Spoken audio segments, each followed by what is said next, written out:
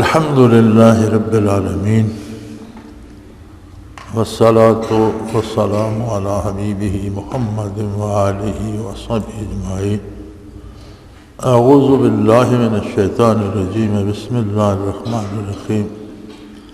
ونادى اصحاب الجنة اصحاب النار ان قد وجدنا ما وعدنا ربنا حقا فهل وجدتم ما وعد ربكم حقا قالوا نعم فأذن مؤذن بينهم اللعنة الله على الظالمين الذين يصدون عن سبيل الله ويبغونها عوجا وهم بالآخرة كافرون وبينهما حجاب وعلى الأعراف رجال يعرفون كلا بسيماهم ونادوا أصحاب الجنة أن سلام عليكم لم يدخلوها وهم يطمعون وإذا صرفت أبصارهم تلقاء أصحاب النار قالوا ربنا لا تجعلنا مع القوم الظالمين ونادى أصحاب الأعراف رجال يعرفونهم بسيماهم قالوا ما أغنى عنكم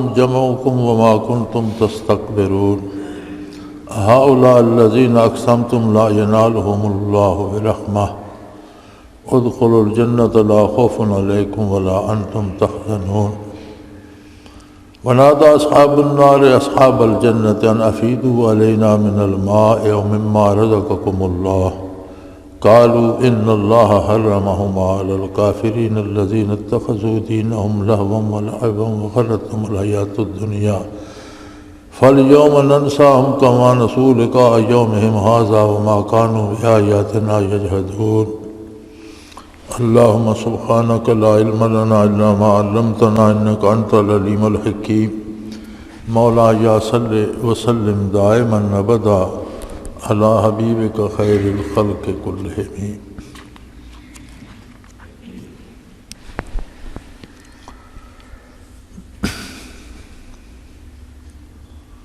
ونادى أصحاب الجنة أصحاب النار ان قد وجدنا ما وعدنا ربنا حقا فهل وجدتم ما وعد ربكم حقا قالوا نعم۔ حساب کتاب کے بعد میدان حشر سے اہل جنت میں داخل ہو جائیں گے، اور بدنصیب جہنم میں جانے والے جہنم میں داخل ہو چکیں گے۔ تو ارشاد باری ہے کہ جنت کے رہنے والے اہل دوزخ کو مخاطب کر کے پکار کر کہیں گے، آواز دے کر بات کریں گے کہ اللہ نے جو ہم سے وعدہ کیا تھا، ہمارے پروردگار نے ہم سے جو وعدہ کیا تھا، ہم نے اسے سچا پایا۔ ہم اللہ پر ایمان لائے، اللہ کے پیغمبر صلی اللہ علیہ وآلہ وسلم کا اتباع اور اطاعت کی، اور اس کے صلے میں اللہ نے ہمیں جنت میں پہنچا دیا۔ یہ اللہ کا وعدہ تھا، ہم نے اللہ کریم کے وعدے کو سچا پایا۔ فَهَلْ وَجَدْتُمْ مَا وَعَدَ رَبُّكُمْ حَقًّا، تمہارے پروردگار نے جو تم سے وعدہ کیا تھا، کیا تم نے بھی سچا پایا؟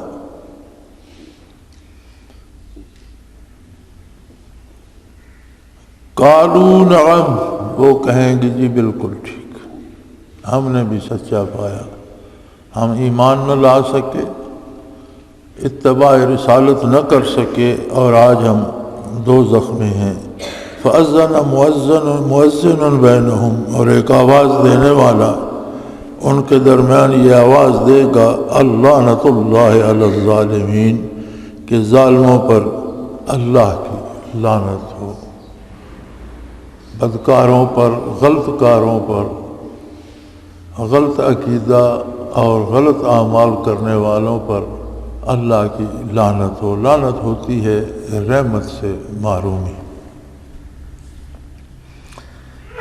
انسان اللہ کریم کی ایک عجیب مخلوق ہے، اور اس میں بے پناہ خوبیاں رکھی ہیں خالق کائنات نے۔ انسان مجموعہ ہے وجود اور روح کا۔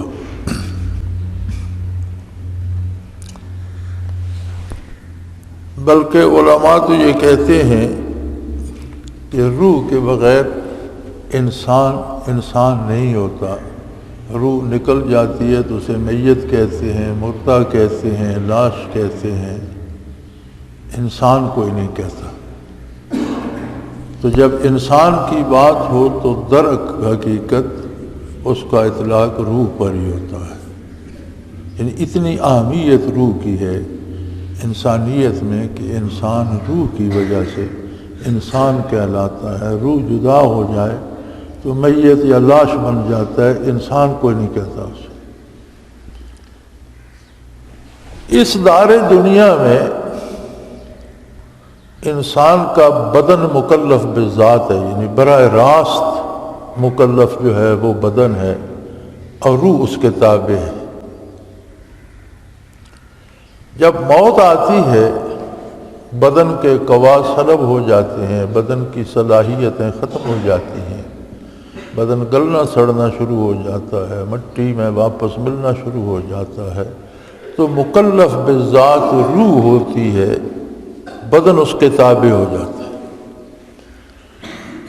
آپ دنیا میں بدن کو تکلیف ہوتی ہے یا اس پر دکھ آتا ہے تو روح بھی تڑپ اٹھتی ہے، اس تک بھی اثرات پہنچتے ہیں، وہ بھی بے قرار ہوتی ہے۔ برزخ میں اگر روح کو عذاب یا ثواب ہوتا ہے تو بدن کسی صورت میں بھی چلا جائے، مادے کی کوئی نہ کوئی صورت تو باقی ہوگی، جلا دیں اسے، کوئی درندہ کھا جائے، پانی میں غرق ہو جائے، قبر میں دفن ہو جائے، کسی نہ کسی صورت وہ بکھر کر پھر واپس مادے کی شکل میں ہی چلا جاتا ہے، اور مادے کا ہر ذرہ جو اس بدن کا حصہ رہا ہے اس کا تعلق روح سے ہوتا ہے۔ یعنی روح کا تعلق دنیاوی زندگی کا ختم ہو جاتا ہے، مطلق ختم نہیں ہوتا۔ نہ صرف یہ کہ مرتے وقت جو بدن ہے اس کا تعلق رہتا ہے، بلکہ بچپن سے لے کر مرنے تک کتنی دفعہ ہم بال کٹواتے ہیں، ناخن ترشواتے ہیں، کتنی کھال ادھڑ جاتی ہے، یہ کتنا حصہ جسم کا کٹ جاتا ہے، ٹھیک ہو جاتا ہے، پھر زخم ہوتے ہیں، بدن کے مادے نکل جاتے ہیں، پھر ٹھیک ہو جاتے ہیں۔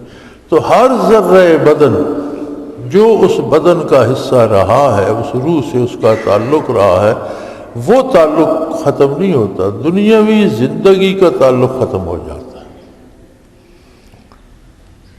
اور یہ تعلق بھی عام انسان کا ختم ہوتا ہے۔ جن لوگوں میں اللہ قوت روحانی پیدا کر دیتے ہیں، جس طرح جسم کی بے شمار خصوصیات ہیں، انسانی نظر کو ہی دیکھ لیں تو حیران ہوتا ہے بندہ کہ آنکھ بند کرو تو رک گئی اور آنکھ کھولو تو سورج تک پہنچ گئی ایک آن میں، آسمان تک پہنچ گئی آنے واحد میں، کوئی وقت ہی نہیں لگتا، چاند تک پہنچ گئی آنے واحد میں۔ اسی طرح انسانی دماغ آج کل دنیا میں کیا کچھ ہو چکا ہے، لیکن جو سائنسدان ہیں وہ کہتے ہیں کہ ابھی انسانی دماغ کا 10% حصہ استعمال نہیں ہوا، اس سے کم ہوا ہے۔ تو یہ کبھی 100% استعمال ہو تو کیا کیا ایجادات کرے گا، کیا کیا چیزیں بنیں گی، کیا کیا ہوگا، کتنے انقلابات اور آئیں گے۔ اسی طرح انسان کے ایک ایک عضو میں عجیب کمالات ہیں، جلد سے لے کر اس کے معدے تک، اس کے گردوں تک، ہر چیز عجیب و غریب جو اپنا کام ہے وہ بڑی خوبصورتی سے اور بڑی ترتیب سے کر رہی ہے۔ بلکہ اللہ کریم جب کسی پر کوئی بیماری بھیجتے ہیں تو کسی نہ کسی عضو کے کام میں کمی آ جاتی ہے، جہاں کسی کام میں کوئی حصہ جسم کا اپنا کام پورا نہیں کرتا وہاں بیماری آ جاتی ہے۔ بدن تو مادے سے بنا ہے اور روح عالم امر کی شے ہے، کل الروح من امر ربی۔ عالم امر کی ابتدا وہاں سے ہوتی ہے جہاں عالم خلق ختم ہو جاتا ہے، مخلوق ختم ہو جاتی ہے۔ تو مخلوق سے مٹی سے بدن بنایا یا آگ مٹی ہوا پانی کو ملا کر بدن بنایا یا کیچڑ سے بدن بنایا تو وہ تو سمجھ میں آتی ہے بات۔ تو عالم امر میں ہے جہاں تخلیق شدہ کوئی شے نہیں، یا اللہ کی ذات ہے یا اس کی صفات ہے۔ عالم امر خود صفت ہے اللہ کریم کی، وہاں کوئی مخلوق کا گزر نہیں۔ اس میں سے روح کیسے بنی؟ فرمایا قل الروح من امر ربی وما اوتیتم من العلم الا قلیلا۔ انسانی علم اتنا نہیں ہے کہ وہ اس بھید کو پا سکے کہ روح کیسے تخلیق ہوئی۔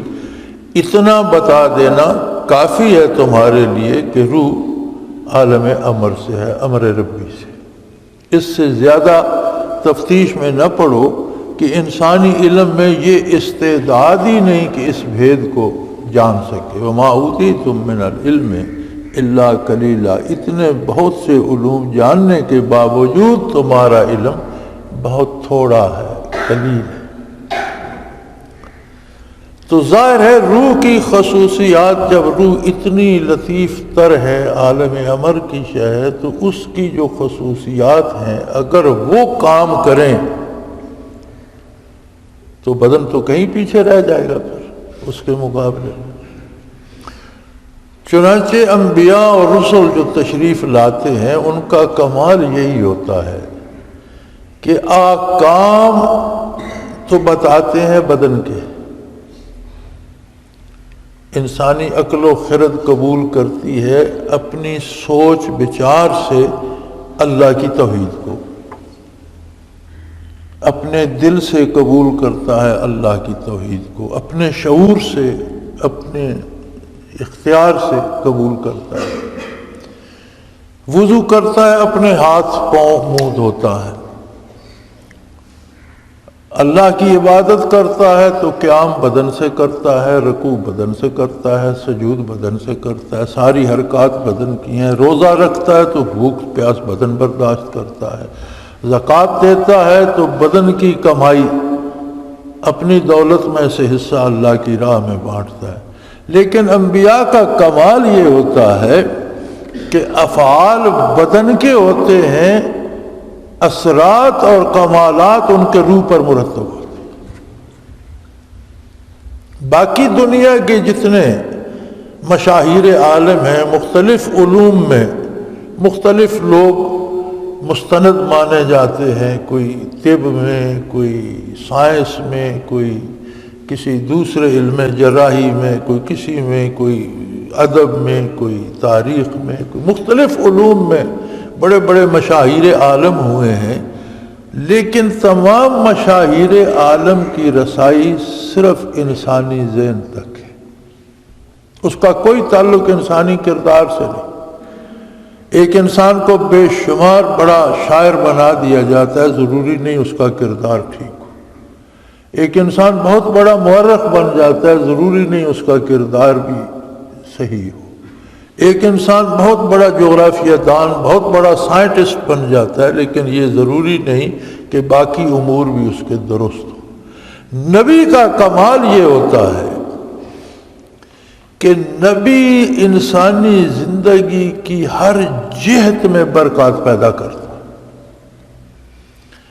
نبی کی برکات بظاہر ہمیں وحی الہی کتاب کی صورت میں ملی، حضور کے لبھہ مبارک سے، حضور کی زبان مبارک سے الفاظ ارشاد ہوئے، الفاظ ہم نے نقل کر لیے، لیکن اس کا تعلق میں زبان سے ادا کرنے اور کانوں سے سننے یا دماغ سے سمجھنے تک نہیں ہے، اس کی ایک ایک آیت روح کی گہرائیوں تک نورانیت پیدا کرتی ہے۔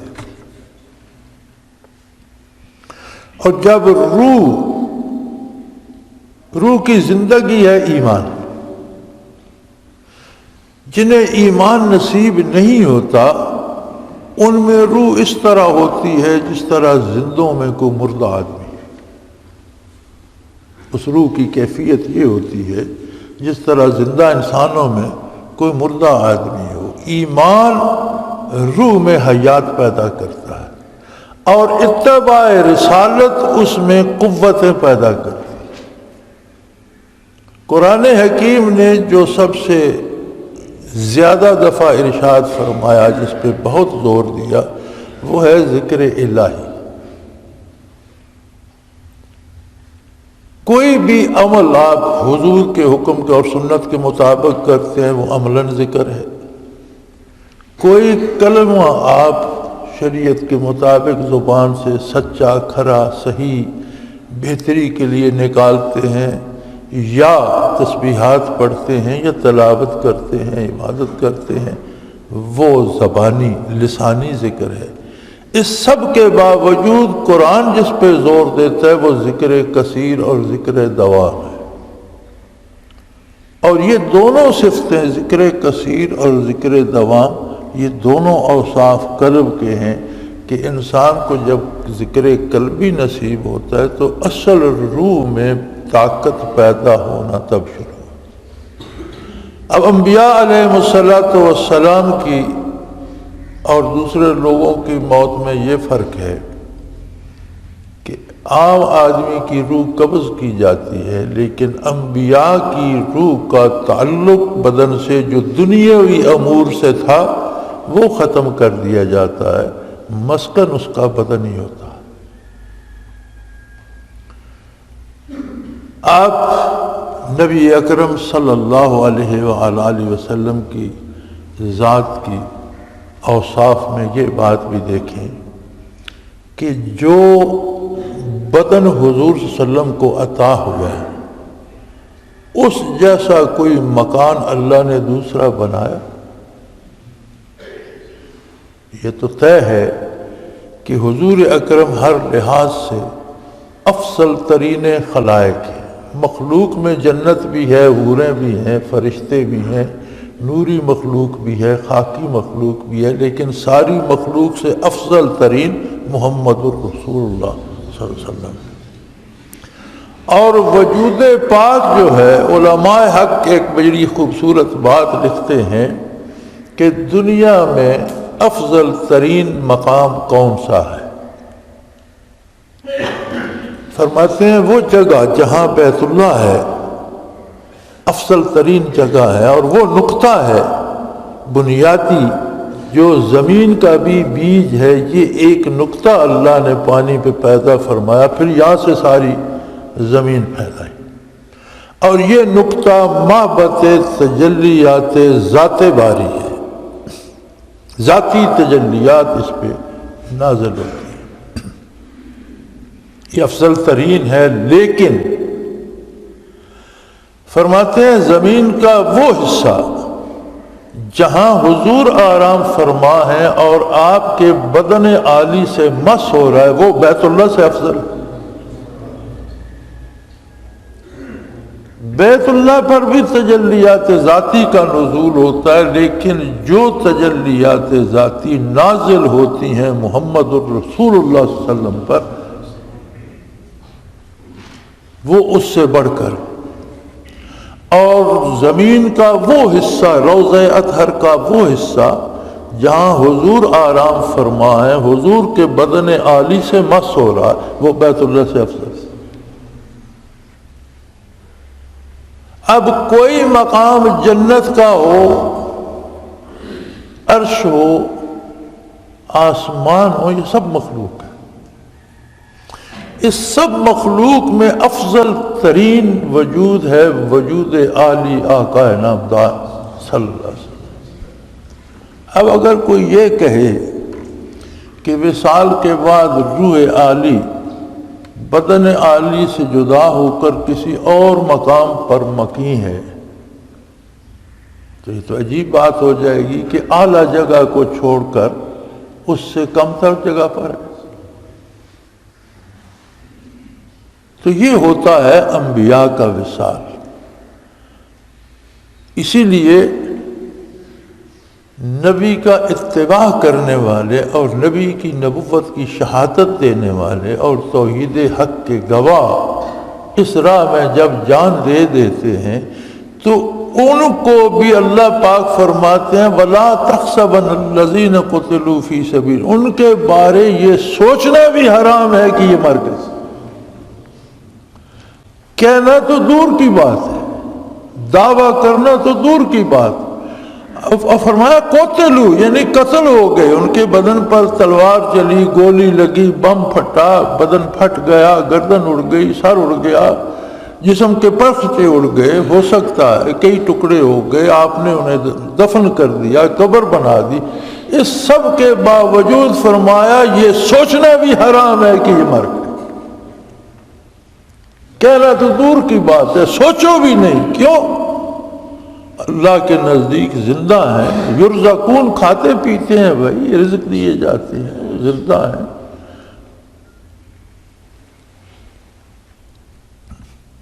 دوسری جگہ ارشاد فرمایا کہ وہ زندہ ہیں بل انتم لا تشعرون، تمہاری عقل، تمہارا شعور، تمہارا علم اس بات کو احاطہ نہیں کر سکتا کہ ایک شخص کا بدن بے حس ہے، حرکت نہیں کرتا، آواز نہیں سنتا، کھاتا پیتا نہیں، گرمی سردی محسوس نہیں کرتا، قبر میں دفن کر دیا گیا اور وہ زندہ بھی ہے۔ اور مادی طور پر بھی شہداء کی زندگی کے ہزاروں ثبوت ملے۔ قبریں کھودی گئیں، دوسری جگہ منتقل کیے گئے، صدیوں بعد بھی ان کے وجود تر و تازہ تھے۔ اور ایک نہیں، یہ ہزاروں مثالیں تاریخ میں موجود ہیں۔ تو وہ روح کا مسکن، بدن کے ساتھ روح کا تعلق اتنا مضبوط ہوتا ہے کہ نہ وہ گلتا ہے، نہ سڑتا ہے، نہ خراب ہوتا ہے، جس طرح زندگی میں تھا ویسا ہی تر و تازہ رہتا ہے۔ تو اگر شہداء کا یہ عالم ہے تو انبیاء کا اللہ ہی جانے کیا مقام۔ اسی طرح تعلیمات نبوت میں کمال یہ ہوتا ہے کہ بظاہر انسانی عقل و شعور کو دعوت دے رہی ہوتی ہیں، اس کے اعضاء و جوارح کو دعوت دے، کام اس کی عقل و خرد، اس کا شعور، اس کا وجود کرتا ہے، لیکن پاکیزگی وجود میں بھی آتی ہے اور قوت روح میں بھی آتی ہے۔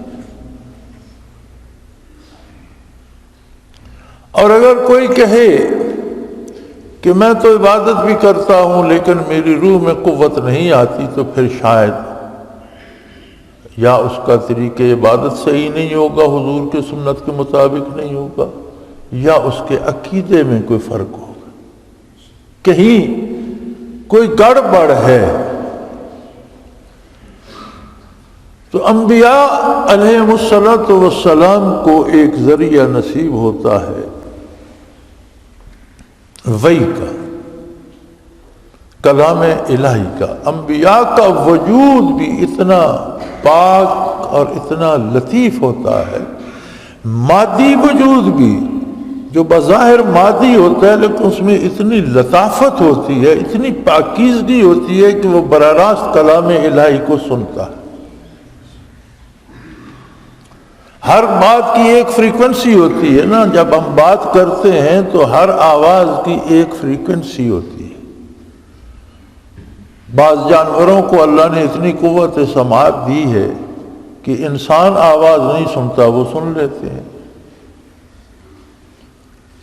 امریکہ میں ایک ریاست ہے الینوائس، وہاں بے شمار بڑے بڑے ہرن پھرتے ہوتے ہیں اور وہ شام کو شہر میں گھس آتے ہیں، کیونکہ انہیں مارتا کوئی نہیں تو گاڑیوں کی ٹکروں سے مر جاتے ہیں۔ تو وہاں میں نے دیکھا کہ گاڑیوں میں ایک ہارن لگا دیا جاتا ہے، جیسے آپ گاڑی سٹارٹ کرتے ہیں وہ بجنا شروع ہو جاتا ہے، لیکن انسان کو سنائی نہیں دیتا، یعنی اس کی فریکوینسی اتنی لو ہوتی ہے کہ نہ ڈرائیور خود سن رہا ہوتا ہے، نہ کوئی راہگیر سن رہا ہوتا ہے، وہ جانور سن لیتے ہیں، کہیں سے گاڑی آ رہی وہ راستے سے ہٹ جاتا ہے۔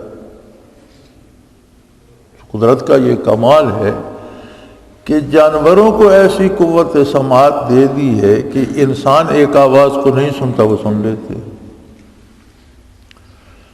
تو انبیاء علیہ السلام کو اس نے کتنی قوتیں دی ہوں گی سماعت کی، بیان کرنے کی، یہ ان کی شان کے لائق ہے۔ وہ اللہ جل شانہ سے وَكَلَّمَهُ مُوسَىٰ تَكْلِيمًا، موسیٰ علیہ السلام اللہ سے بات کرتے تھے۔ اب اللہ کریم سے مخاطب ہونا، ہم نے بات کی وہ سن رہا ہے، وہ تو سمیع و بصیر ہے، لیکن جب وہ ارشاد فرماتا ہے تو کون سنے گا؟ اس کی بات اس کی شان کے لائق ہے۔ اب اس کو سننے کے لیے وہ درجہ معصومیت چاہیے جو نبی میں ہوتا ہے، جو صرف نبی میں ہوتا ہے۔ بعثت عالی سے لے کر قیامت تک اللہ کے رسول ہیں حضرت محمد الرسول اللہ صلی اللہ علیہ وسلم۔ پوری دنیا میں کوئی ایک بندہ گواہ نہیں ہے کہ یہ وحی آئی، میں نے بھی سنی، یہی وحی آئی۔ اس پائے کا دوسرا کوئی بندہ نہیں تھا جو سنتا، یہ صرف شان نبوت ہوتی۔ اور نبی کے اوصاف کمال ہوتے ہیں۔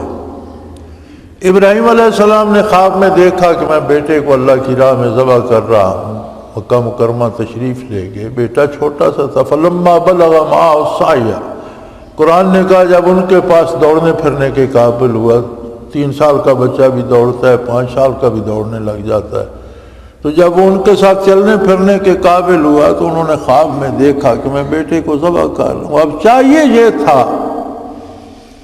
کہ اللہ کی وہ عظیم خاتون جس نے ساری عمر ان کا ساتھ دینے کا حق ادا کر دیا، نہ صرف نبوت پہ ایمان لائیں، نہ صرف صحابیہ تھیں، نہ صرف زوجہ محترمہ تھیں، بلکہ ساری عمر کی ایسی رفیق تھیں کہ ہر دکھ سکھ میں ساتھ رہیں۔ اللہ کے حکم پر ہجرت کا حکم ہوا، وہ دور آ کر ویرانے میں، جہاں مکہ مکرمہ ہے وہاں تو ویرانہ تھا، وہاں چھوڑ گئے تو صرف اتنا انہوں نے پوچھا کہ مجھے اور معصوم بچے کو یہاں آپ کس بھروسے پہ چھوڑ کر جا رہے ہیں؟ فرمایا اللہ کے۔ ان کا پھر اللہ کافی۔ لیکن وہ نبیہ نہیں تھی۔ ابراہیم علیہ السلام نے ان سے بات نہیں کی کہ میں نے بچے کو دیکھا ہے کہ خواب میں ذبح کیا، ان سے نہیں کی۔ اسماعیل علیہ السلام کو لے کر مینا کو چلے تو ان سے بات کی جو کم سن بچے تھے، 5-7 سال کے ہوں گے۔ ان سے کہا کہ میں بیٹا انی ارا فی المنام کرنی اذبحک، بیٹا میں نے خواب دیکھا، میں آپ کو ذبح کر رہا ہوں۔ اس محترم خاتون سے کیوں بات نہیں کی جو بے تابانہ صفا و مروہ میں دوڑی تو اللہ نے اسے حج کا رکن بنا دیا۔ قیامت تک بعد میں آنے والے انبیاء اور رسول دوڑتے رہے، محمد الرسول اللہ صلی اللہ علیہ وسلم نے صحیح فرمائی، لیکن نبیہ نہیں تھیں، اللہ کی مقبول تھیں۔ وحی کو سمجھنا نبی کا کام۔ اسماعیل علیہ السلام بچے تھے، ان سے بات کی تو ان کا جواب عجیب ہے، قرآن نقل فرماتا ہے، انہوں نے فرمایا یا ابت افعل ما تؤمر، ابا آپ کا خواب نہیں ہے، آپ خلیل اللہ ہے، آپ اللہ کے نبی ہیں، آپ کا خواب وحی الہی ہے، آپ خواب کیوں کہتے ہیں؟ یہ آپ کو حکم دیا جا رہا ہے اور آپ یہ کیجئے، پورا کریں۔ اور اگر آپ کو یہ خطرہ ہے کہ میں کم سن ہوں اور میں چلاؤں گا تو نہیں، ستجدنی انشاءاللہ من الصابرین، اللہ نے چاہا تو مجھے بھی صابر پائیں گے، میں بھی اللہ کا رسول ہوں۔ عظمت رسالت یہ ہے کہ یہ وحی ہوتی ہے، اللہ عطا کرتا ہے، اور اس میں کوئی کمی بیشی نہیں ہوتی۔ نبی بچہ ہو تو بھی نبی ہے، نبی بزرگ ہو تو بھی نبی ہے، نبی جوان ہو تو بھی نبی، نبی عالم امر میں نبی ہے، نبی عالم خلق میں نبی ہے، نبی اس دنیا میں نبی ہے، نبی برزخ میں نبی ہے، عرص محشر میں نبی ہے، جنت میں نبی ہے۔ تو انبیاء میں وہ طہارت، تزکیہ، وہ لطافت ہوتی ہے۔ اور پھر حضور کی ذات معراج پر تشریف لے گئے وجود عالی کے ساتھ۔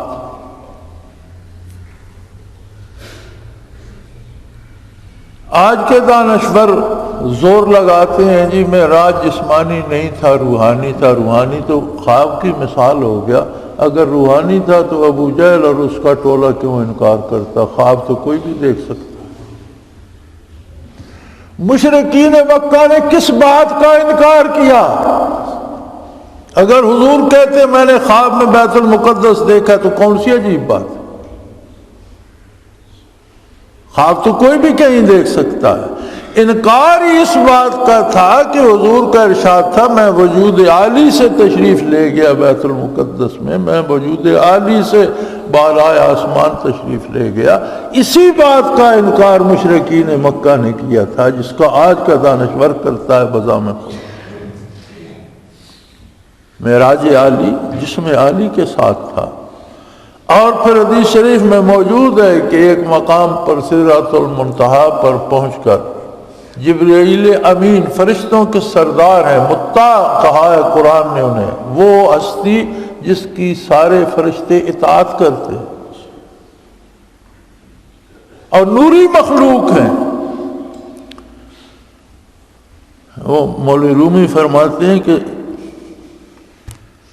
سدرۃ المنتہا پر اس نے عرض کیا اگر یکسر منہ برتر پرم فروغ تجلی بسوز پرم، اے اللہ کے رسول یہاں سے سر منہ بال برابر آگے قدم رکھوں تجلیات باری میں جل کر خاک، میری جرت نہیں۔ حضور تشریف لے گئے وجود عالی کے ساتھ کہاں تک؟ جہاں تک رب نے چاہا، میں اور آپ نہیں جانتے، مولوی عالم پیر نہیں جانتا، یہ رب جانے اور رب کا رسول۔ تو اس کا مطلب ہے وجود عالی، آپ تھے تو بشر، اولاد آدم تھے، حضرت عبداللہ کے بیٹے حضرت عبد المطلب کے پوتے تھے، لیکن آپ کا وہ بشری وجود اتنا لطیف تر تھا کہ جبرائیل امین سے کروڑوں گنا زیادہ۔ تو جب روح میں یہ قوت پیدا ہوتی ہے تو دین سارا وہی سے آیا، نبی کا کشف بھی وہی، نبی کو وہی فرشتہ آ کر بتائے انسانی شکل میں، فرشتہ فرشتے کی شکل میں آ کر بتائے، نبی کے دل پر القاء ہو جائے، نبی خواب میں دیکھ لے، نبی کا خواب بھی وہی۔ ابراہیم علیہ السلام نے خواب ہی دیکھا تھا نا، اسماعیل علیہ السلام نے تعبیر دی یا وطفل ما تؤمر، آپ کو حکم دیا جا رہا ہے، آپ کر گزرے، اس میں مشورے کی کیا بات؟ تو روح میں یہ قوت پیدا ہو جاتی ہے کہ وہ بات سن بھی سکتی ہے، بات کر بھی سکتی ہے۔ جب روح میں یہ قوت پیدا ہوتی ہے تو پھر یہ حجابات برزخ کچھ نہیں رہتے، روح کے لیے، یہ بدن کے لیے ہے، روح کے لیے نہیں۔ اور یہ پیدا ہوتی ہے انبیاء کے اتباع اور ان برکات کے حصول سے جو قلوب انبیاء سے تقسیم ہوتی ہیں اور قلوب مومنین کو منور کرتی ہیں۔ تو میں عرض کر رہا تھا کہ دنیا میں مکلف بالذات بدن ہے، برزخ میں مکلف بالذات روح، بدن اس کے تابع، عرصہ معاشر میں بدن اور روح دونوں برابر کے مکلف ہو جائیں گے۔ جو قوتیں روح میں ہیں وہ بدن میں بھی آ جائیں گی، جو بدن میں ہیں وہ روح میں بھی آ جائیں گی، دونوں برابر کے مکلف ہو جائیں گے۔ تو اب جنت کہاں؟ عالم بالا میں، دوزخ اسفل السافلین، نیچے کہیں تحت الثری میں۔ تو وہ جنت والے جنت میں کھڑے ہوں گے، نادا اصحاب الجنہ اصحاب النار، وہ وہاں سے دوزخیوں کو دیکھیں گے، پہچانیں گے تو بات کریں گے، وہ کہیں گے وہ تو فلاں بندہ ہے یار، یہ تو دنیا میں فلاں بندہ، یہ تو بڑا کرتا تھا، ہمیں بیوقوف اور جاہل بتاتا تھا اور ہمیں ملا اور کیا کیا کہتا تھا۔ تو آؤ اس سے پوچھے تو صحیح، تو وہ اسے بلا کر کہیں گے نادا اصحاب الجنت اصحاب النار، دوزخیوں کو اہل جنت کہیں گے ان قد وجدنا ما وعدنا ربنا حقا، اے بات سنو، ہمارے ساتھ اللہ نے وعدہ کیا تھا، تم مذاق اڑاتے تھے کہ ان کی شکلیں دیکھو، یہ جنت جا رہے ہیں، ان کا عقیدہ صحیح نہیں ہے، ہمارے آباء و اجداد کے عقیدے سے ہٹ گئے ہیں، یہ بے دین ہو گئے، صحابی ہو گئے ہیں، یہ فلاں ہو گئے ہیں۔ لیکن ہم اللہ کے وعدے پر قائم رہے اور آج ہم نے اللہ کا وعدہ کھرا اور سچا پایا، اللہ نے ہمیں جنت میں پہنچا دیا۔ اللہ کا وعدہ تھا کہ مجھے واحد و لا شریک مانو، صرف میری عبادت کرو، میرے انبیاء کو برحق مانو، میری کتابوں کو سچا مانو، فرشتوں پر ایمان لاؤ، یوم آخرت پر ایمان لاؤ۔ ہم نے ضروریات دین کو مانا اور مقدور بر اطاعت کی، ہم سے غلطیاں ہوئیں تو ہم نے توبہ کی، اللہ سے معافی مانگی۔ یہ بھی اس کا وعدہ تھا کہ غلطی کرو گے تو مجھ سے، قصور کرو گے تو مجھ سے معافی مانگو گے، میں معاف کر دوں گا۔ ہم نے اس کے سارے وعدے سچے پائے، اور آج دیکھ لو ہم جنت میں کھڑے ہیں، اللہ کی بے پناہ نعمتیں ہیں، کوئی شمار ہی نہیں ہو سکتا۔ تو ہم نے تو اللہ کے وعدے کو سچا پایا، تم سناؤ، تم سے بھی اس نے وعدے کیے تھے کہ مجھے نہیں مانو گے، میرے نبی کی غلامی نہیں کرو گے تو میں تمہیں دوزخ کی آگ میں جلاؤں گا۔ تمہارا کیا حال ہے؟ حل وجدتم ما وعد ربکم حقا، تمہارے ساتھ بھی پروردگار نے وعدے کیے تھے، کیا تم نے بھی سچے پائے؟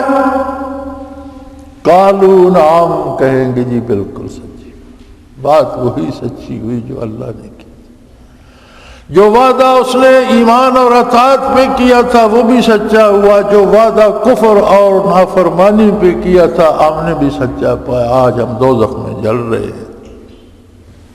فَأَذَّنَ مُؤَذَّنٌ بَيْنَهُمْ، تو ایک پکارنے والا ان کے درمیان میں سے پکار کر کہے گا، اللعنۃ اللہ علی الظالمین، کہ ظالموں پر اللہ کی لعنت ہو، یعنی اللہ کی رحمت سے دور کر دیے گئے، نا امید ہو گئے۔ ظالم کون ہوتا ہے؟ ظلم ہوتا ہے کسی کام کو اس کے غلط طریقے سے کرنا،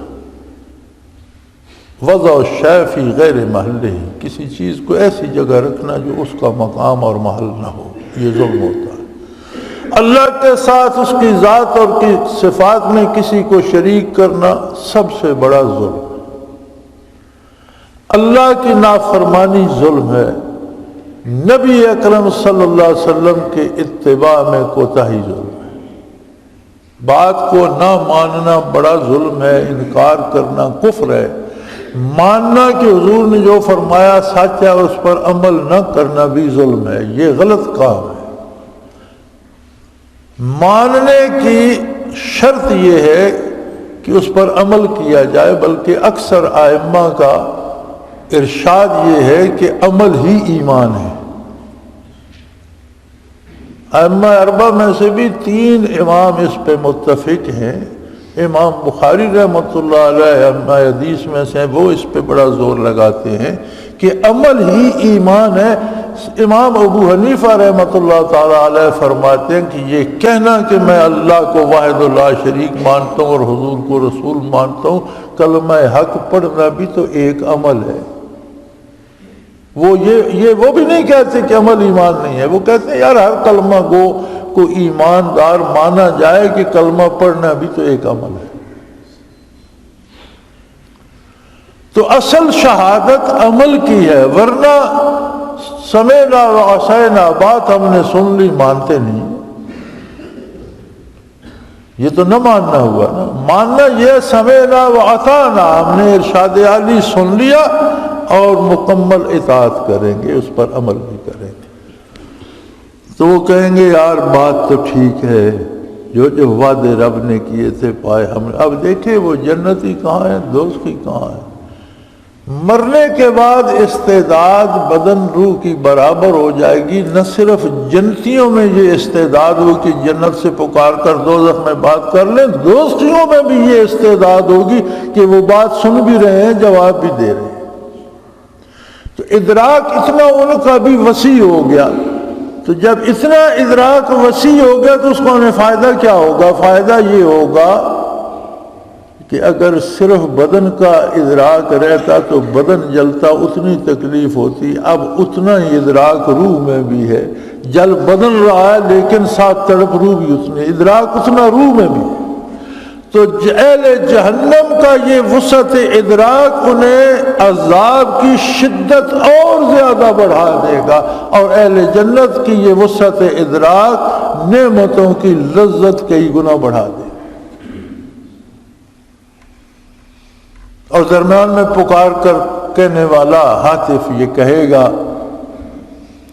کہ ظلم کرنے والوں پر اللہ کی لعنت ہو، جنہوں نے عقیدہ خراب کیا اور جنہوں نے کردار خراب کیا وہ اللہ کی رحمت سے محروم ہو گئے۔ اور کون سے ظالم؟ الذین یصدون عن سبیل اللہ، ایسے لوگ جن کا عقیدہ، جن کا عمل، جن کی گفتار، جن کا کردار دوسروں کو بھی اللہ کی راہ سے روکنے کا سبب بنتا ہے۔ ایسے لوگ جو بدعقیدگی پھیلاتے ہیں، بد عملی پھیلاتے ہیں، جو بولتے ہیں تو ان کی باتیں لوگوں کے عقائد خراب کرتی ہیں، جب عمل کرتے ہیں تو ان کا کردار لوگوں کو اللہ اور اللہ کے رسول صلی اللہ علیہ وسلم کی نافرمانی کی دعوت دیتے ہیں۔ ایسے لوگ جو عملاً بھی زبانی بھی اللہ کی راہ سے روکتے ہیں، وہ یبغونہا عوجا، اور ٹیڑھے ٹیڑھے چلتے ہیں، کجی کا راستہ اختیار، ٹیڑھا پن اختیار کرتے ہیں۔ سیدھا راستہ کیا ہے کائنات میں؟ جس پر اللہ کے نبی چلتے ہیں، اور انبیاء کی مخالفت کہیں بھی ہو وہ ٹیڑھا پن ہے۔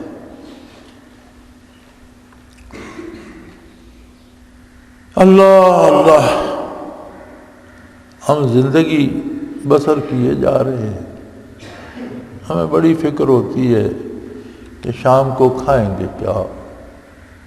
یہ فکر ستاتی ہے کہ اس مہینے کی تنخواہ تو جلدی ختم ہو گئی، بچوں کے کپڑے رہ گئے، فلاں کا بستہ رہ گیا، کتابیں کہاں۔ یہ ساری فکریں ہمیں، ہر بندے کو اس کے لیول پر ہے۔ میں نے ذاتی طور پر غریبی بھی دیکھی ہے اور امیری بھی۔ میں نے 28 روپے ماہوار پر ملازمت کی ہے، اور آج یہ زمانہ بھی ہے کہ میں 15-20 لاکھ ہر مہینے ملازموں میں تنخواہ دیتا ہوں اپنی جیب سے۔ میرا تجزیہ یہ ہے کہ جو آرام غریبی میں ہے وہ امیری میں نہیں۔ بندہ مکلف کم ہے، اس کی استعداد کم ہے، اس میں قوت کار کم ہے، اس کی رسائی کم چیزوں تک ہے، وہ اتنا مکلف ہے جتنی اس کی رسائی ہے۔ اس عمارت میں کیا رکھا ہے کہ اختیارات بڑھ گئے، رسائی دور تک ہو گئی، اب اس ساری کا جواب بھی تو دینا ہوگا، تو پھر سہولت میں تو فقیر رہا۔ بے شمار گناہ ایسے ہیں جو بندہ کرنا چاہے تو غریبی کی وجہ سے کر نہیں سکتا، دولت آ جائے تو جو چاہے کر سکتا۔ بہرحال یہ اللہ کریم کی مرضی ہے کس کو کس حال میں کب تک رکھتا ہے۔ غریب ہمیشہ غریب نہیں رہتا، امیر ہمیشہ امیر نہیں رہتا۔ تلک الایام نداولھا بین الناس، یہ دن ہیں ان کو ہم لوگوں میں پھراتے رہتے ہیں۔ غریبی ہو یا امیری، اللہ کی اطاعت اور نبی کا اتباع نصیب ہو تو دونوں جنت ہیں۔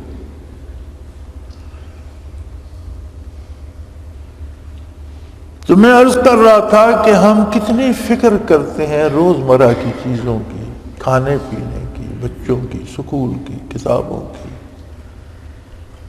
کتنا کم فکر ہوتی ہے ہمیں کہ مجھے مرنا بھی ہے، قبر میں کیا ہوگا،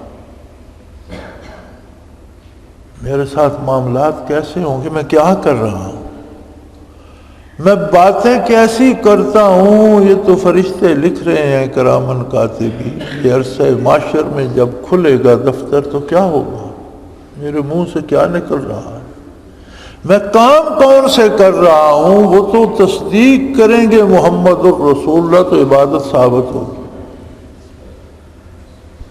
حضور شہادت دیں گے کہ اس کام کے کرنے کا حکم میں نے دیا تھا تو وہ عبادت شامل ہوگی۔ تو جس کا حضور کہہ دیں گے یہ تو اس نے اپنی مرضی سے کیا، اس کا جواب کیا دوں؟ اللہ کریم کا وعدہ ہے، ما من دابۃ فی الارض الا علی اللہ رزقھا، زمین پر کوئی جاندار جو بھی ہے اس سے رزق دینا یہ میری ذمہ داری ہے۔ جس کام کا ذمہ اس مالک الملک نے لیا ہوا ہے اس کی فکر تو ہمیں ہے، اور جو ہمارے ذمہ لگایا وہ ہم بھول لیں۔ فکر تو کرنی چاہیے تھی جو ہمارے ذمہ تھا، تو کبھی یار دن بھر میں کبھی تھوڑی سی فرصت نکال کر یہ سوچا کرو کہ کیا میرا عقیدہ وہی ہے جو حضور نے فرمایا، یا جو کہ ادھر ادھر سے سن لیا اسی پہ چل رہا۔ اللہ کریم نے علماء کو اس لیے پیدا فرمایا ہے اور انہیں علم دیا ہے کہ آپ ان سے عقائد سیکھیں، آپ ان سے اعمال سیکھیں، یا یوں ہی جو سن لیا چل دیا۔ بس دنیا میں تو کوئی اس طرح نہیں کرتا کہ سنی سنائی پہ اپنی عقل کو استعمال کر کے اپنے لیے روزگار تلاش کرتا ہے، کاروبار تلاش کرتا ہے، محنت مزدوری کرتا ہے، اپنا ایک ایک پیسہ اپنی عقل سے سوچ کر دانش مندی سے خرچ کرتا ہے، جو کسی کی مانتے ہیں وہ ضائع کر بیٹھتے ہیں۔ تو آخرت کے لیے کبھی کوئی فکر ہی نہیں۔ وہی لوگ ہوتے ہیں جو آخرت کی فکر نہیں کرتے، بولتے ہیں تو انٹ شنٹ بولتے ہیں، کام کرتے ہیں تو الٹا کرتے ہیں۔ الذین یصدون عن سبیل اللہ، اللہ کی راہ سے رکاوٹ بن گئے۔ روکا بندوں کو اللہ کی راہ سے، زبانی روکا، عملاً روکا، اپنے کردار سے روکا، اپنے افکار سے روکا۔ وَيَبْغُونَهَا عِوَجًا، اور ٹیڑھے ٹیڑھے چلتے رہے، ہر الٹے کام کی طرف ان کا رجوع تھا۔ جس سے اللہ کے رسول نے منع کیا اسی طرف بھاگتے تھے۔ وَهُمْ بِالْآخِرَةِ كَافِرُونَ، اس کا نتیجہ یہ ہوا کہ وہ آخرت کا انکار کر بیٹھے۔ جو دیکھی جائے گی، جو عجیب بات، بڑا عام محاورہ ہے، یہ جہان میٹھا اگلا کس ڈٹھا۔ او میرے بھائی، ساری دنیا جو مر چکی ہے اگر واپس آ جائے تو اتنا صحیح نہیں بتا سکتی جتنا درست رسول اللہ صلی اللہ علیہ وسلم نے بتا دیا۔ آپ کو اور کس کی گواہی چاہیے؟ مرنے والے برزخ سے لوٹ کر آئے تو اپنی آپ بیتی بتائیں گے، دوسرے کی نہیں۔ کسی جہنمی کو جہنم سے نکال کر اگر اللہ لے آئے تو وہ اپنی آپ بیتی بتائے گا، سب کی نہیں۔ قرآن کریم نے تو وہ سب کا حال بتا دیا، رسول اللہ صلی اللہ علیہ وسلم نے تو سب کا حال بتا دیا۔ اب اس سے بڑا گواہ آپ کو کون چاہیے کہ کہتے ہو اگلا جہان کہیں ڈٹھا؟ محمد الرسول اللہ نے دیکھا بھی، اللہ نے آپ کو بتایا بھی، اور آپ نے ہم تک ساری حقیقت پہنچا بھی، پھر کس بات کا انتظار ہے؟ تو یہ جو افکار یا کردار جو اللہ کی راہ سے روکنے والا ہو، یا اعمال جن میں کجی ہو جو حضور کے اتباع کے خلاف ہوں، ان کا نتیجہ یہ ہوتا ہے کہ آخرت کا انکار پیدا کر دیتے ہیں۔ وَهُمْ بِالْآخِرَةِ كَافِرُونَ، یہ آخرت سے کافر ہو گئے تھے، یہ آخرت کا انکار کر بیٹھے تھے۔ باتیں تو آگے چل رہی ہیں اس رکوع میں جنتیوں اور دوستیوں کی، لیکن وقت نے ہمارا ساتھ چھوڑ دیا۔ انشاءاللہ اللہ کو منظور ہوا تو آئندہ۔ وآخر دعوانا ان الحمدللہ رب العالمین۔